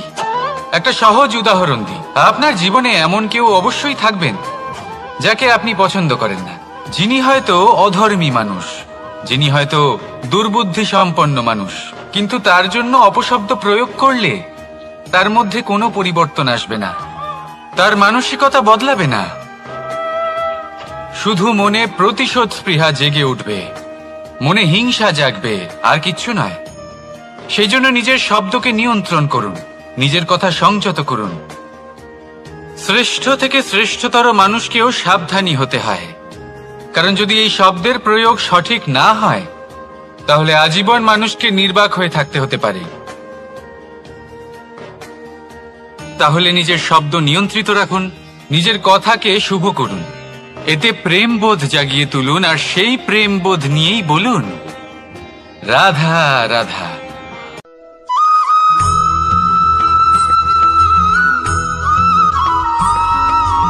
বটবৃক্ষের বীজ সর্ষের দানার থেকেও ছোট হয়, কিন্তু যখন তা নিজের রূপ ধারণ করে তখন তা বিশাল বৃক্ষের আকার ধারণ করে, যা সহস্র বছর ধরে বেঁচে থাকে, ছায়া প্রদান করে, পাখিদের আশ্রয় প্রদান করে, আর দেয় পথচারীদের বিশ্রাম করার স্থান। কেন? কারণ সেই ছোট বীজ তা মাটির ভেতরে গিয়ে নিজের খোলস ত্যাগ করে। অন্ধকারে থাকে সে, যতই আলো আসুক না কেন, যতই বর্ষা আসুক না কেন, সব সহ্য করে। আর তারপরে একটা চারা গাছ অঙ্কুরিত হয়, তারপর ধীর গতিতে একটা বিশাল বৃক্ষতে পরিণত হয়। দেখুন, জীবনে কঠিন সময় আসে, এই জন্য নয় যে আপনি হার মেনে নেবেন, এই জন্য আসে যাতে আপনি ভবিষ্যৎ নির্মাণের জন্য নিজেকে তৈরি করতে পারেন। যদি কঠিন সময়ে আপনি ওই বীজের মতো দৃঢ় হয়ে থাকতে পারেন, তাহলে আপনিও একদিন সেই বিশাল বৃক্ষের মতো নিজের অস্তিত্ব গড়ে তুলতে পারবেন, যা সহস্র বছর পর্যন্ত মনে রাখা হবে। আসুন আমার সাথে ভালোবেসে বলুন, রাধা রাধা।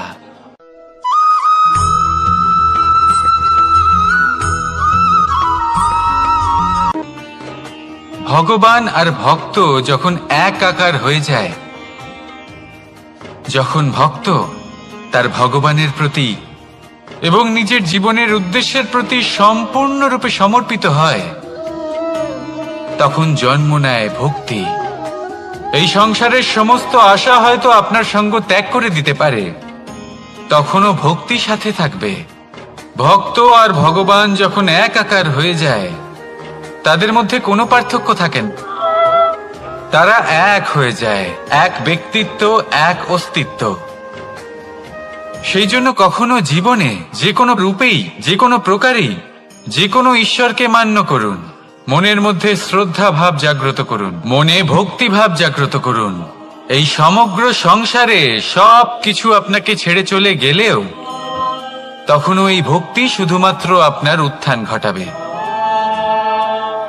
তাই মনে ভক্তি জাগ্রত করুন আর আমার সাথে ভালোবেসে বলুন, রাধা রাধা।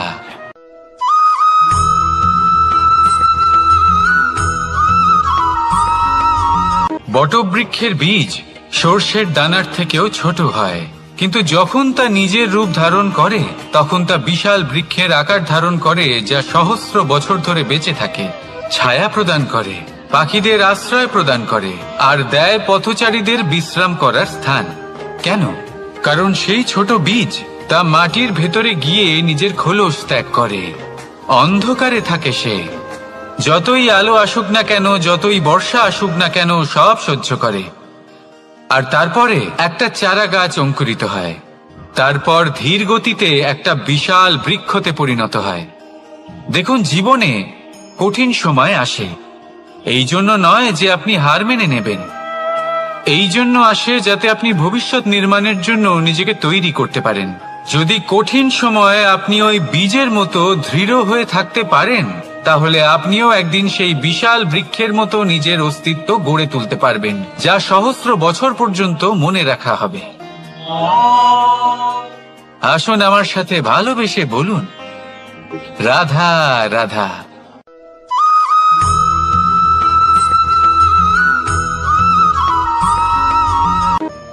সাফল্য কে না চান? সাফল্য লাভ করার, শিখরে পৌঁছানোর আলাদাই একটা আনন্দ রয়েছে। আর আপনজনদেরও কে না চান? প্রত্যেক মানুষ চান যেন জীবনে তার কোনো আপনজন থাকে, যারা সবসময় তাদের সাথে থাকবে, কারণ আপনজনের সাথেই তো সাফল্যের আনন্দ সব থেকে বেশি পাওয়া যায়। কিন্তু আসলে কি হয়, অনেক সময় সাফল্যের খোঁজে সেই পথে চলতে চলতে আমরা আপনদের থেকে দূরে চলে যাই, না চাইতেও দূরে চলে যেতে হয়, ওনাদের সাথে সময় কাটাতে পারি না। আর আমরা ভুলে যাই যে সাফল্যের আসল আনন্দ আপনজনদের সাথেই পাওয়া যায়। সফল হওয়ার পরে আপনদের সাথে দেখা হলে তাদের চোখে আমাদের জন্য যে আবেগ থাকে, যে সম্মান, যে প্রেম থাকে, সেটাই হলো আসল পুরস্কার। আমরা সেই কথা ভুলে যাই এবং একা হয়ে পড়ি। বেশিরভাগ সময় এটাই হয়, বেশিরভাগ সময় সফল মানুষগুলি একা হয়ে যান। এবার আপনি কি চান? আপনি অসফল হয়ে দিনগুলি একাকিত্বে কাটাতে চান, নাকি সফল হয়ে আপনজনদের সাথে আনন্দে থাকতে চান? সেই সিদ্ধান্ত আপনার। সাফল্যের পেছনে ছুটুন, নিজেকে উজাড় করে দিন, কিন্তু আপনজনদের সঙ্গ ত্যাগ করবেন না। সেই আপনজন যারা আপনার সাফল্যের জন্য দায়ী, সেই আপনজন যিনি আপনার সাফল্যে আনন্দ পান, সুখ লাভ করেন, তাদের কখনো ত্যাগ করবেন না। আসুন আমার সাথে ভালোবেসে বলুন, রাধা রাধা।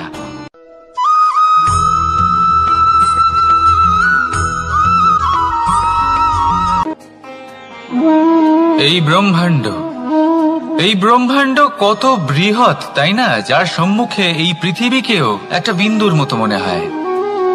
আর এই পৃথিবীতে আমরা কে হই, আমাদের আকার কিরকম, আমাদের অস্তিত্বই বা কি?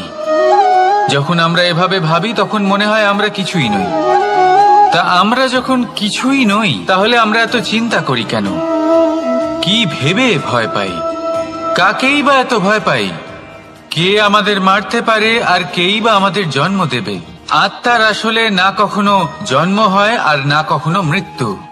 আত্মা শুধুই শরীর বদল করে। আপনি, আমি, আমরা সকলে এই শরীর নয়, আমরা হলাম আত্মা, যা হলো পরম আত্মার পরম অঙ্গ। সেই জন্য মনে রাখবেন, বাইরের কোথাও দেখবেন না, নিজের অন্তরের গভীরে গিয়ে দেখুন, আত্মাকে উপলব্ধি করতে শিখুন। ক্লেশ, ভয়, চিন্তা, এই সব কিছুর থেকে নিজেকে দূরে রাখুন, তাহলেই উপলব্ধি করতে পারবেন পরমাত্মাকে। তাহলে আসুন আমার সাথে ভালোবেসে বলুন, রাধা রাধা।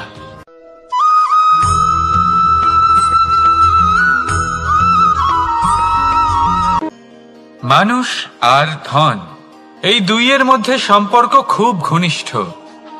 ধন হলো সেই শক্তি যার ব্যবহার মানুষ করে থাকে সাংসারিক বস্তু ক্রয় করার জন্য, নিজের জীবন যাপন করার জন্য। আর মানুষ হলো সেই শক্তি যারা ধনকে গুরুত্বপূর্ণ করে তোলেন। এবার একটা কথা বলি, ব্যবহার করা উচিত ধনকে আর ভালোবাসা উচিত মানুষকে। এটা বেশিরভাগ মানুষই বোঝেন না। মানুষ এখানেই সব থেকে বড় ভুল করে বসেন। তারা ভালোবাসেন ধনকে আর ব্যবহার করেন মানুষকে। এ হলো অনুচিত। দেখুন, আপনি একটা সূচের দ্বারা যুদ্ধ করতে পারবেন না, আর কোনো তলোয়ার দ্বারা বস্ত্র সেলাই করতে পারবেন না, তাই না? কোনটা কিসের জন্য হয় সেটা বোঝা অত্যন্ত জরুরি। আপনিও সঠিক দিকে অগ্রসর হন। মানুষকে ভালোবাসুন আর ধনকে ব্যবহার করুন। যদি আপনি মানুষকে ব্যবহার করেন, তাহলে আপনি ভালোবেসে ফেলবেন ধনকে। আর এই ভালোবাসা ধীরে ধীরে পরিণত হবে লোভে, আর ধীরে ধীরে এটা আপনাকে বিনাশ করে দেবে। তাহলে সমস্ত মানুষকে ভালোবাসুন আর এইভাবে ভালোবেসে বলুন, রাধা রাধা।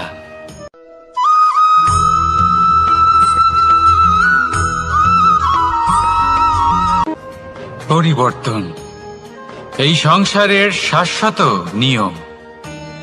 কোন রাজা নেই যিনি চিরকাল রাজা থাকেন, কোন ধনী ব্যক্তি নেই যিনি চিরকাল ধনী থাকবেন।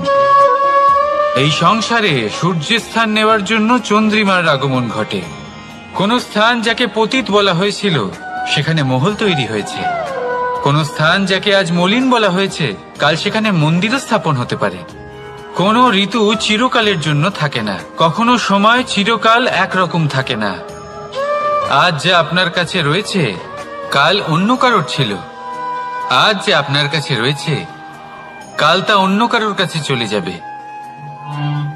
আপনার সাথে কিছু থাকলে তা হলো আপনার কর্ম, কিন্তু সেই কর্মের পরিণামও আপনার নয়। আপনি শুধু কর্ম করুন, বাকি সবকিছুই পরিবর্তনশীল। কিন্তু সেই পরিবর্তনকে দেখে ভয় পাওয়ার প্রয়োজন নেই, তাকে স্বাগত জানান। যদি আপনি হাসি মুখে সেই পরিবর্তনকে স্বাগত জানান, তাহলে এই পরিবর্তনও হাসি মুখে আপনার সাথে থাকবে। আসুন আমার সাথে ভালোবেসে বলুন, রাধা রাধা।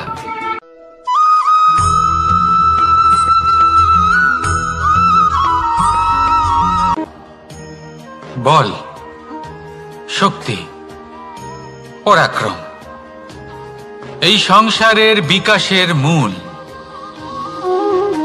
কিন্তু কখনো ভেবেছেন যে প্রকৃতি আমাদের এই বল, শক্তি, পরাক্রম কেন দিয়েছেন? যাতে আমরা জীবনে কারোর উদ্ধার করতে পারি, কাউকে সাহায্য করতে পারি, কারোর জন্য ভালো কিছু করতে পারি, কোনো গরিব অসহায় মানুষের জন্য কিছু করতে পারি। এই বল, এই শক্তির সদ্ব্যবহার করতে পারি। কখনো দেখেছেন এমন মানুষ যার কাছে অসীম শক্তি আছে, কিন্তু তার সাথেই অসম্ভব অহংকারও রয়েছে? যিনি নিজেকে সর্বশ্রেষ্ঠ বলে মনে করেন, খারাপ কাজও করেন।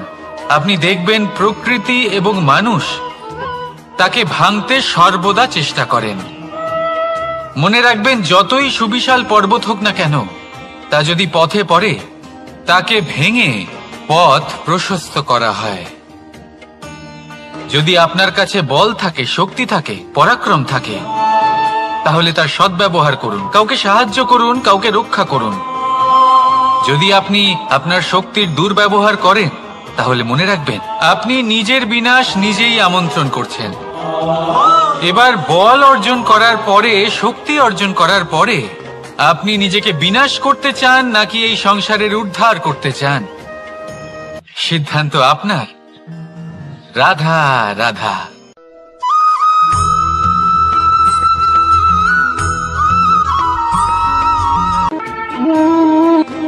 সময়, এই সময় আসলে কি? এই সময় একটা সরল রেখা তো কখনোই নয়। সময় হলো একটা চক্র, যেখানে এর আদি সেখানেই হলো এর অন্ত, আর যেখানে তা শেষ হয় সেখান থেকেই তার শুরু হয়। এই সময় একটা অত্যন্ত বিচিত্র চিন্তা, বিচিত্র ভাবনা, একটা বিচিত্র বস্তু যা কেউ বুঝতে পারেন না। এই সময়ের লীলা, এর কোনো প্রমাণ নেই, কোনো জ্ঞান নেই, কোনো পরিমাপ নেই। শুধু এটুকু আমরা জানতে পারি, যেখানে শেষ হবে সেখান থেকে একটা নতুন সূচনাও হবে। যা আজ আপনার কাছে আছে কাল অন্য কারোর কাছে যাবে, তারপরে তার কাছ থেকেও অন্য কারোর কাছে যাবে, তারপরে তার থেকেও ছিনিয়ে নেওয়া হবে। এই নিয়তির একজনের কাছ থেকে অন্যজনের কাছে আদান প্রদানের এই সময় হলো আপনার সময়। এই সময়ের সদ্ব্যবহার করুন, এই সময়কে বাঁচুন। আপনাকে শুধু এটাই সুনিশ্চিত করতে হবে যে আপনি কোন পক্ষে আছেন। আর সত্যি বলতে কি, আপনার জীবনের পরিণাম নির্ভর করে আপনার নির্বাচনের ওপর। আপনি কোন পক্ষ নির্বাচন করছেন। তাহলে মনে রাখবেন, জীবনে সেই পক্ষই নির্বাচন করবেন যা চয়ন করার পরে আপনি সুখ অনুভব করবেন, আপনি সন্তোষ লাভ করবেন, প্রসন্নতা লাভ করবেন। আর আমি এটাই সুনিশ্চিত করব যে এই পক্ষ যেন শান্তির পক্ষ হয়, এই পক্ষই যেন প্রেমের পক্ষ হয়। তাহলে চিন্তা করবেন না, আর আসুন আমার সাথে ভালোবেসে বলুন রাধা রাধা।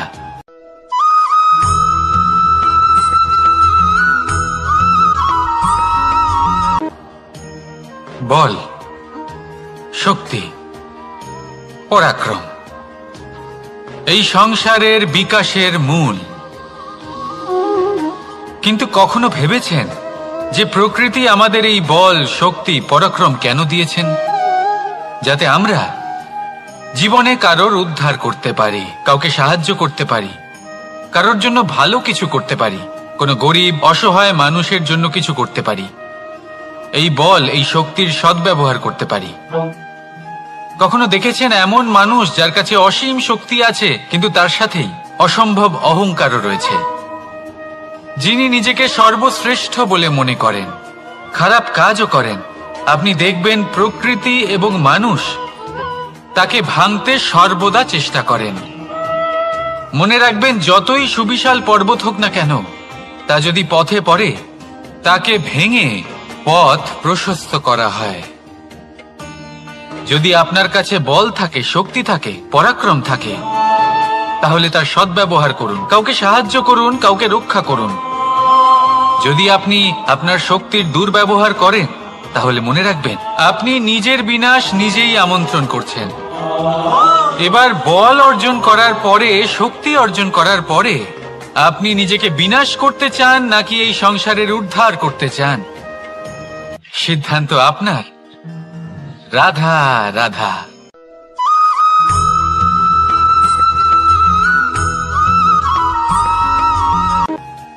দৃষ্টি আর দৃষ্টিভঙ্গি, এই সমগ্র লীলা হলো এই দুইয়ের। বিচিত্র হতে পারে কিন্তু এটাই সত্যি। এবার আপনাকে একটা উদাহরণ দিয়ে বোঝাই। অনেক সময় আপনি কোনো ব্যক্তিকে এটা বলতে শুনবেন যে আমি আমার নিজের উপরে গর্ব করি, আমি নিজেকে নিয়ে গর্ব করি, আমি খুব ভালোভাবে আমার মা বাবার সেবা করি, ওনাদের আমি সবসময় সুখী রাখি, ওনাদের আমি একটা বাড়ি দিয়েছি, সকল সুখ সুবিধা দিয়েছি, ওনাদের জীবনে প্রত্যেক জিনিস দিয়েছি আর দেব যা তাদের প্রয়োজন। এবার আমাকে বলুন যে আপনি কে হন? আপনি হলেন সেই বীজ যা আপনার মাতা পিতা রোপণ করেছেন। আপনার মা বাবাই আপনাকে এই সংসারে জন্ম দিয়েছেন। এবার এইসব কথার কি তাৎপর্য? এই হলো সেই ব্যক্তির দৃষ্টিভঙ্গি। এবার দেখা যাক এই প্রকৃতি আমাদের কি শেখায়। কখনো কোনো গাছকে দেখবেন, যখন সেই গাছে ফল আসে, সে মালিকে এটা বলে না যে দেখো আমি তোমাকে ফল খেতে দিচ্ছি। সেই বৃক্ষ এটা বলে না যে দেখো আমি তোমায় আহার করতে দিচ্ছি, কারণ ও জানে যে এটা হলো সেই মালির পরিশ্রম, এটা হলো তারই কর্মের ফল, আর এটা তারই পাওয়া উচিত। সে বলে যে তোমার জিনিস তোমাকেই অর্পণ করলাম, এ আমার জিনিস নয়। ও জানে সেই মালির গুরুত্ব আসলে কি, এটা হলো তার দৃষ্টিভঙ্গি। সেই জন্য আপনি জীবনে কোন ব্যক্তির মধ্যে, কোন পশু পাখির মধ্যে, কোন প্রাণীর মধ্যে, কোন পরিস্থিতিতে, কোন আবেগের মুহূর্তে কি দেখতে পাচ্ছেন, সেটা আপনার দৃষ্টিভঙ্গির উপরে নির্ভর করছে। তাই নিজের মনে ধনাত্মক ভাব জাগ্রত করুন, শুভ চিন্তা নিয়ে আসুন। এই ভাবনাই সত্য হয়ে সামনে আসবে। এই দৃষ্টিভঙ্গি এমন হয়ে যাবে যে আপনার জীবনে সবকিছুই শুভ হবে। তাহলে আসুন আর আমার সাথে ভালোবেসে বলুন, রাধা রাধা।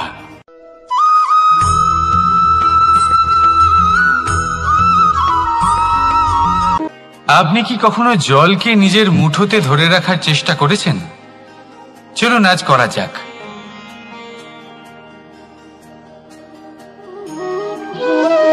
যদি আপনি নিজের মুঠো জোরে বন্ধ করেন, জল ধরে রাখতে পারবেন না। যদি আপনি তাকে এমনি বইতে দেন, তাহলে ও নিজের পথ নিজেই করে নেবে, আর আপনার হাতেও থেকে যাবে। আমাদের জীবনও হলো কিছুটা এরকম, জলের মতো। নিজের পথ নিজেই করে নেয় এই জীবন। প্রত্যেক সমস্যার সমাধান নিজেই করে নেয় এই জীবন। তাই জীবনে যখন কোনো পরিস্থিতি আমাদের প্রতিকূল হয়ে থাকে, কিছুই হয়তো আমরা বুঝতে পারছি না, কিছুই যখন বসে থাকে না, তখন আমরা হতাশ হয়ে পড়ি, নিরাশ হয়ে পড়ি, আর এটাই করা উচিত নয়। শান্ত মনে দেখতে হবে যে এই জীবনে আসলে কি ঘটে চলেছে। কষ্ট সবাই ভোগ করেন, কষ্ট পেলে কেউ রেগে যান, রেগে গিয়ে পরাক্রম দেখান। এটাই তো করা উচিত নয়। শান্ত মনে সেটাই করতে হবে যা জীবন আমাদের শেখাতে চাইছে। জীবন আমাদের সব শিখিয়ে দেবে, শুধু মনে রাখবেন কখন প্রয়াস করতে হবে আর কখন আমাদের প্রতীক্ষা করতে হবে, সেটা আগে আপনাকে বুঝতে হবে। তাহলে আসুন আমার সাথে ভালোবেসে বলুন, রাধা রাধা।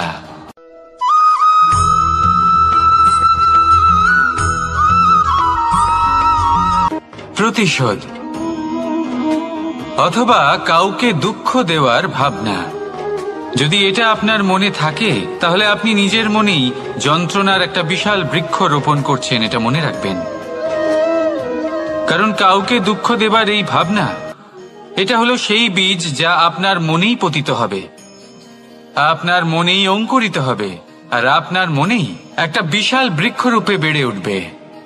জীবন আপনার, কর্ম আপনার, কাউকে দুঃখ দেবার ভাবনা আপনার ছিল, এই বৃক্ষ হলো আপনার, তাই এর ফলও আপনিই পাবেন, যা গ্রহণও আপনাকেই করতে হবে।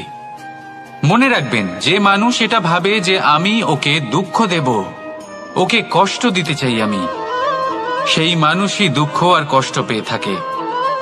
যদি সেই জায়গায় আপনি এটা ভাবেন যে আমি কাউকে সুখী করে তুলতে চাই, কাউকে সুখ প্রদান করতে চাই, তাহলে তারও বীজ আপনার মনেই রোপণ হবে, বৃক্ষে পরিণত হবে, যার ফলও আপনিই পাবেন। এখানে বিষয়টা হলো শুধু মানসিকতার চিন্তা, যা সত্য হয়ে আপনার সামনে আসে। তাহলে এই মানসিকতা শুভ করুন, সবার জন্য মঙ্গল কামনা করুন। অন্যের মনে আপনার জন্য ভালো চিন্তা থাকুক বা না থাকুক, আপনি সবার জন্য শুভ চিন্তা করে কর্ম করতে থাকুন, তাহলে আপনার সাথেও ভালোই হবে। তাহলে আসুন আর আমার সাথে ভালোবেসে বলুন, রাধা রাধা।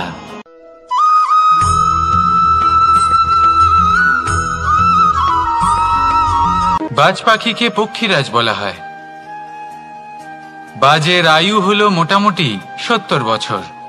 এবার 40 বছর হতে হতেই ওদের পালক লম্বা এবং ভঙ্গুর হয়ে যেতে থাকে, ঠোঁট বেঁকে যায়, ডানা ভারী হয়ে যায়, অর্থাৎ আগের মতো উড়তে পারে না, সেই শক্তি থাকে না। এবার সেই বাজ কি করবে? বাজ সব থেকে কঠিন নির্বাচন করে, নির্বাচন নিজের পুনর্স্থাপনার। সর্বপ্রথম একটা বিশাল পর্বতে যায়, একান্তে নিজের এক বাসস্থান তৈরি করে, আর তারপরে পাথরের সাথে নিজের ঠোঁট বারবার আঘাত করতে করতে সেই ঠোঁট ভেঙে ফেলে। তারপরে সে অপেক্ষা করে সেই ঠোঁট পুনর্নির্মাণ হওয়ার। তারপর সেটাই করে নিজের পালকের সাথে। তারপরে নিজের ডানা থেকে এক এক করে ভারী পালক